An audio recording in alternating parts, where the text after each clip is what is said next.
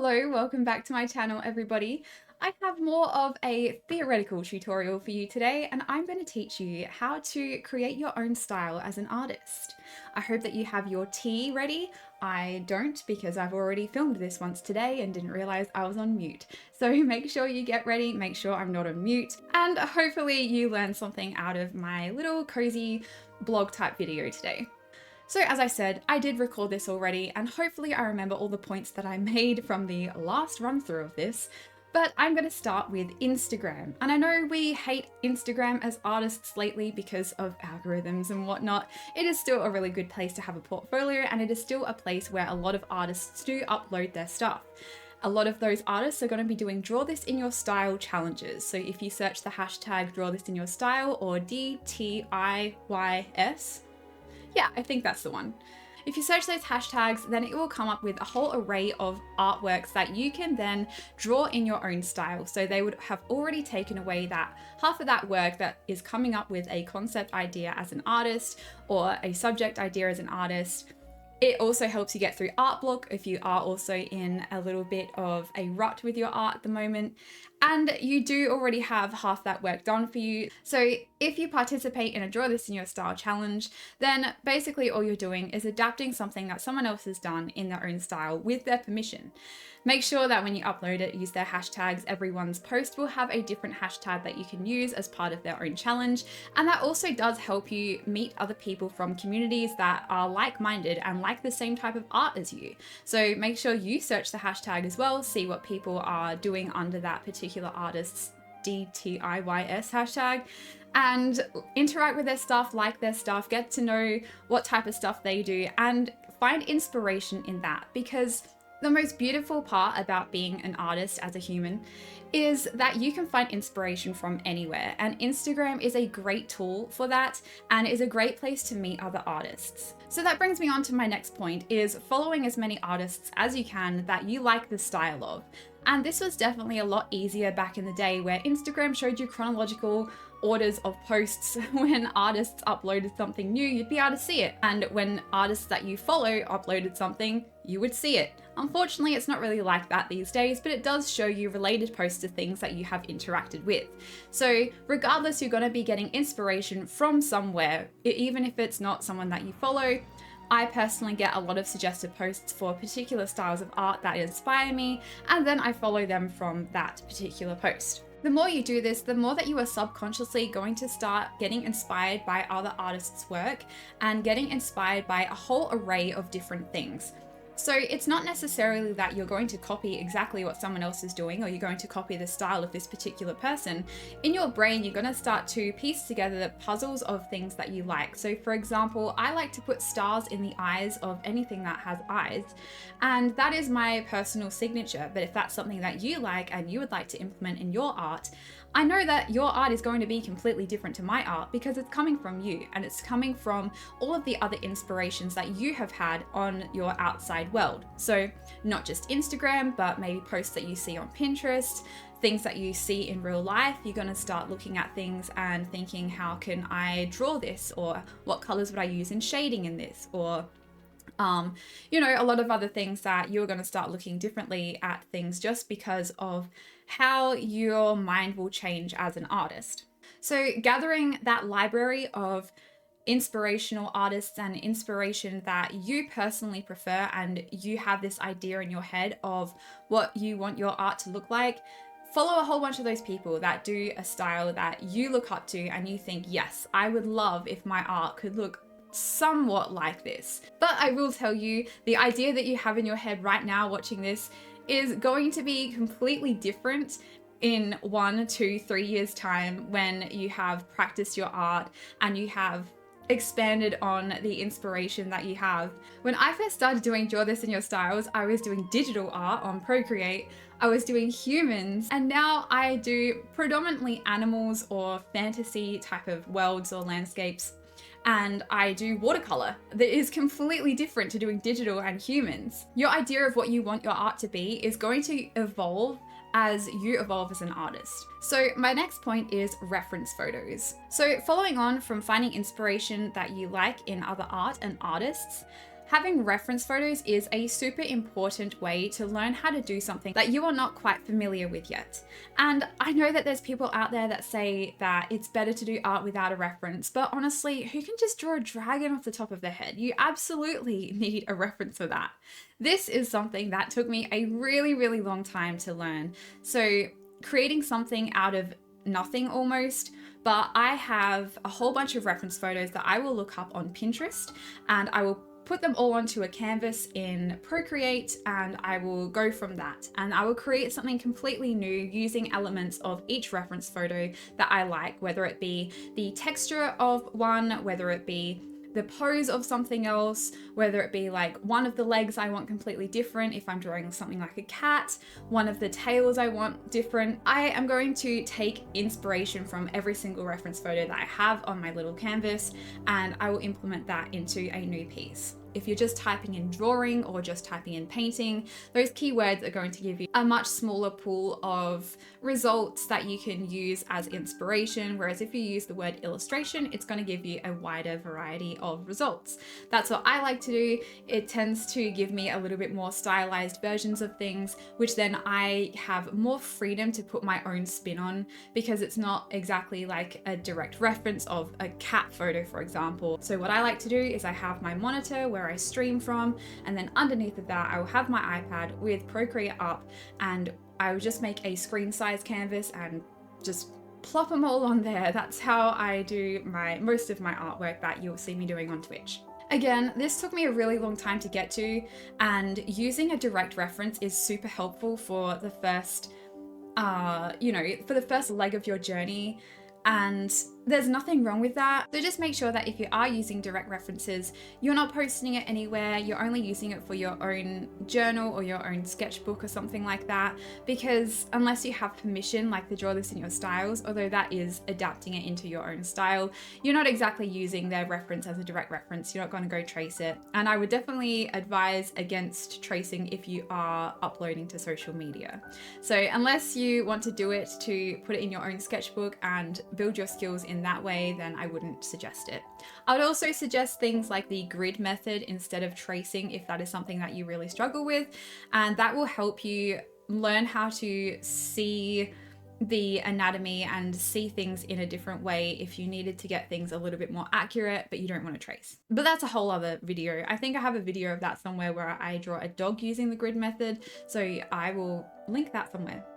I do know that there's other tools, especially for digital artists. I believe Clip Studio Paint has some amazing tools that have actual models within their software. I'm not quite sure how it works. I literally just watched Jazz's video on how he was doing his comic, and I thought that was really interesting. I only caught little bits and pieces because I had it on when I was cooking dinner, but I thought that was interesting, and it was an interesting thing that I could bring up in this video that I had already made and now have to remake. But hey, at least now I have that information that I can relay to you.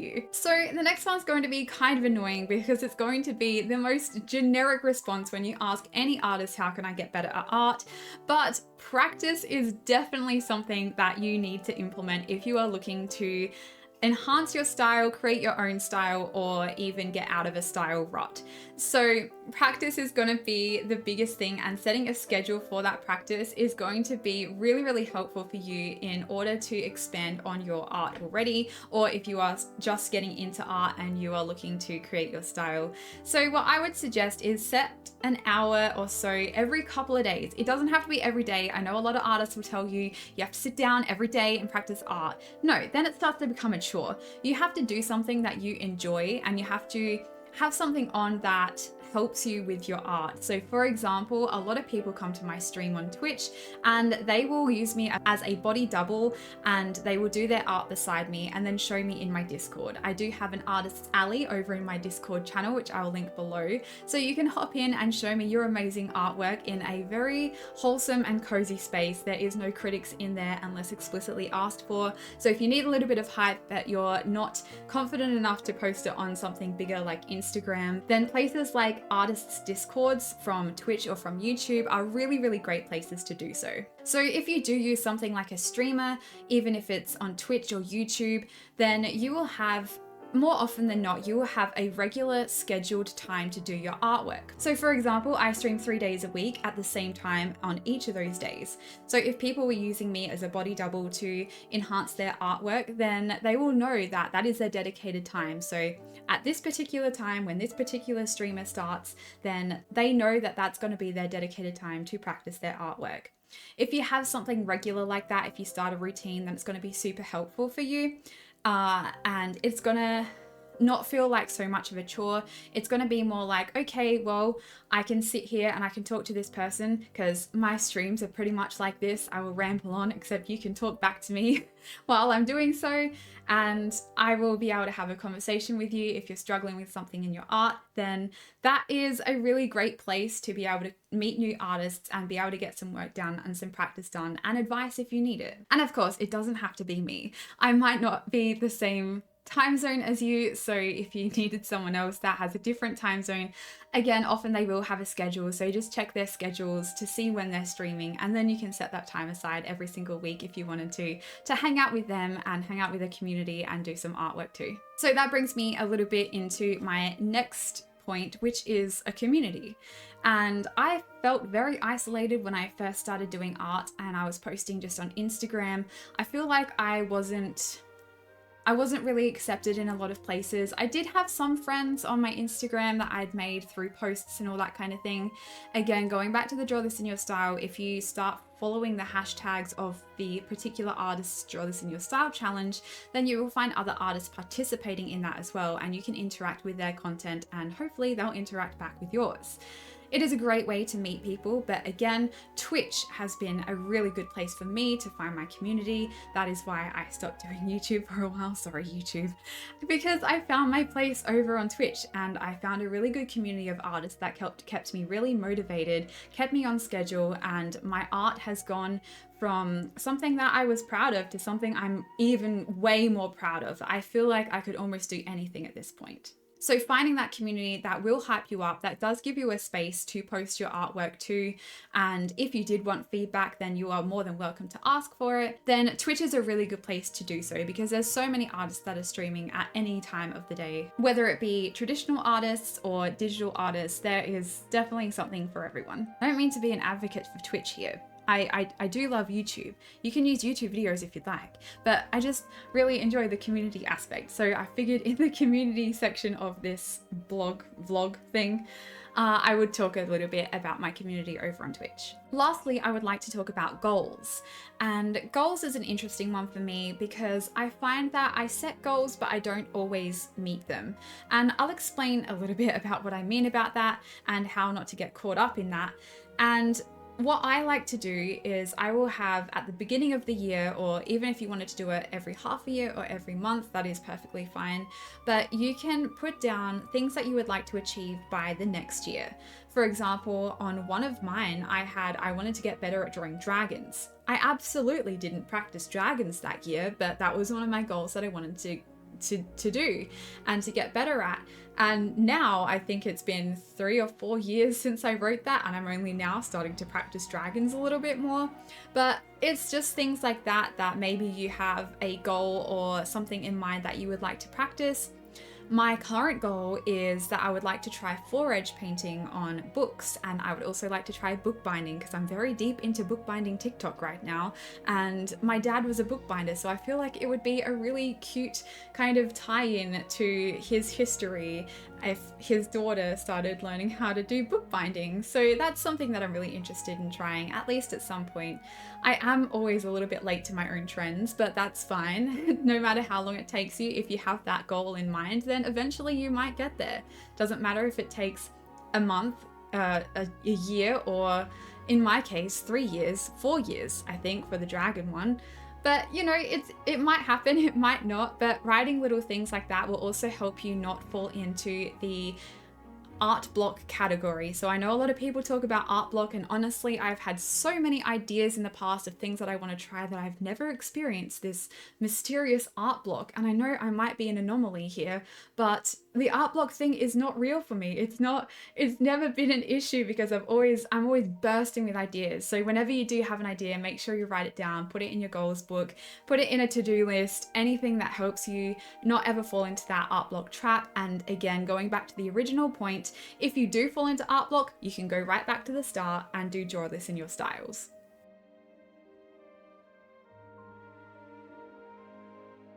So as I think I mentioned before, or I might have mentioned it in my last run through of this video, but your art will not be what you envision it now. So yeah, watching this video in 1, 2, 3 years time, it's not going to be the same. But just remember that you are going to be your own worst critic. This isn't an extra tip. This is kind of a closure statement, if you will, or a pep talk. I like to call it a pep talk. So this is your little pep talk as an artist to another artist. Because you are an artist, you're amazing. If you do art, you are an artist. Okay, so you might have an idea in your head right now of where you would like your art to be. You might not see that on paper right now, but let me tell you, it's not going to ever look like that because you're going to be so inspired by other things along your journey that it's going to evolve in a completely different way. When I first started doing art, I wanted to start doing faces, I wanted to do humans, I wanted to do digital art, and now I do a completely different subject matter in a completely different medium. So it's completely changed to what my original idea was of what I wanted my art to look like. And don't forget that every step of your journey is beautiful because it's yours. I have a lot of people that do come into my stream that are feeling very down about their artwork because they feel like it doesn't look how they want it to look. They feel that they hate everything about it. They feel that they aren't making progress. But I promise you, every artwork that you make is making progress to the next one that you're going to make. Whether it be very subtle or whether it be big changes very quickly, sometimes you may have periods of really big change and sometimes you have periods of subtle change, but every progress is progress. And I promise you that you will get better if you do keep at it and you do keep practicing. Start thinking about your artwork as if your best friend has just shown you something that they have made and they're asking for your opinion on it. You wouldn't look at that and say, I hate this out of it, I hate that out of it, I think that's ugly, I hate all of it. You're going to hype them up and say, oh my gosh, I really like how you have done this, this, and this. You're not going to straight up say this is ugly. And that is what I see a lot in artists that are very self-deprecating, and I know it is quite a trope in the art community that artists themselves are quite self-deprecating, and I honestly hate that trope as an artist because I really don't think it's encouraging to new artists. And one of my things that I really wanted to do was encourage new artists to get into art and do what makes them happy. Art shouldn't be stressful. Art shouldn't be something that you dread. It should be something that brings you happiness and brings you peace and brings you joy and brings others joy. And that's why I always want my community to be very giving and very wholesome, and I don't often do art critiques or anything like that because I just want to hype people up, because every part of your art journey is beautiful because it's yours. And I promise you that with practice and with time, and if you start finding that enjoyment in your artwork, you will improve and you will find that your art goes from this one idea that you have right now to something completely different but completely magical, because that is from you. You are a human artist. You are not using AI. You are using your own eyes and your own brain and your own experiences of life. No one else has the same curated Instagram feed that you do. No one else has the same boards on Pinterest that you do for your reference photos. No one else has seen the things that you have seen. You can look out your backyard and see something that no one else is going to see and find inspiration from. And that's what makes it beautiful. So I hope that that has helped, and I hope that that has hyped you up to start doing some art and start practicing a little bit more often. And I hope that it gave you the confidence to be the artist that you were born to be. Because honestly, if you want to be an artist, then you do that. You are an artist. You are right now. I'm telling you, you're an artist right now, okay? You, yes, you. You're an artist right now, okay? And again, if you did need a little bit of an extra pep talk, then you can come to my Twitch streams. I do stream Monday, Wednesday, Friday. You can check my schedule over on Twitch or in my Discord, where you are going to post your amazing artwork, hopefully. Again, I will leave a link in the description box below. But until then, fare thee well, everybody, and happy arting. Bye.